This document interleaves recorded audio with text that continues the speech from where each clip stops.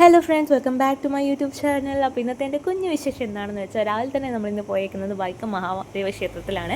അപ്പം ഞാനൊരു മഹാദേവ ഭക്തയാണ് കേട്ടോ. അപ്പോൾ അവിടെ പോയതിന് ശേഷം വൈക്കത്ത് നമ്മൾ 2-3 സ്പോട്ടിന് കവർ ചെയ്തു. അവിടെ കവർ ചെയ്ത കൂട്ടത്തിലെ ഒന്നാണിത്, ബോട്ട് റൈഡിങ്. അപ്പോൾ ഞാൻ ഫസ്റ്റ് ടൈമാണ് ഈ ഒരു ബോട്ട് ചെട്ടിയിൽ കയറുന്നത്. അപ്പം ഫസ്റ്റ് എക്സ്പീരിയൻസ് എന്ന് പറയുമ്പോൾ എല്ലാവർക്കും ഡിഫറെൻ്റ് ആയിരിക്കും അല്ലേ. അതുപോലെ തന്നെ എനിക്കും ഭയങ്കര ഡിഫറെൻ്റ് ആയിരുന്നു. അതിൽ ഭയങ്കര എക്സൈറ്റഡ് ആയിരുന്നു ഞാൻ. ലൈക്ക് എന്താ പറയുക, എനിക്ക് പറയാനേ വാക്കുകൾ കിട്ടുമായിരുന്നില്ല ആ സമയത്ത്. മൊത്തം നമുക്ക് വെള്ളമാണ്, മൊത്തം നമ്മുടെ ചുറ്റും മൊത്തം വെള്ളം, നമ്മൾ നടുക്ക് നമ്മളിങ്ങനെ പോകാൻ നല്ല ഫ്രഷ് എയർ, ഒരുപാട് ഗ്രാമീണ ആൾക്കാർ, ഒരു പ്രത്യേക ഭംഗി തന്നെയായിരുന്നു അത്. ഞാൻ ഒരുപാട് എൻജോയ് ചെയ്തൊരു ഡേ ആയിരുന്നു ഇന്ന്.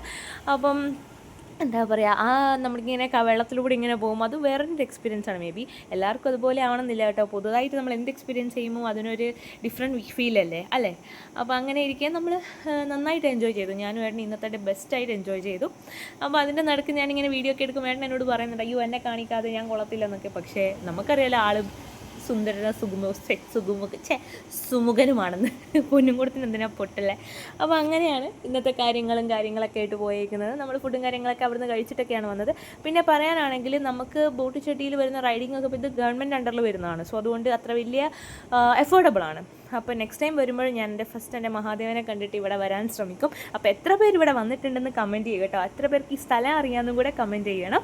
അപ്പം പോവാൻ മറക്കരുത് ഈ 2 സ്ഥലത്തും. ഒക്കെ ഇത്രയേ ഉള്ളൂ. Okay, by.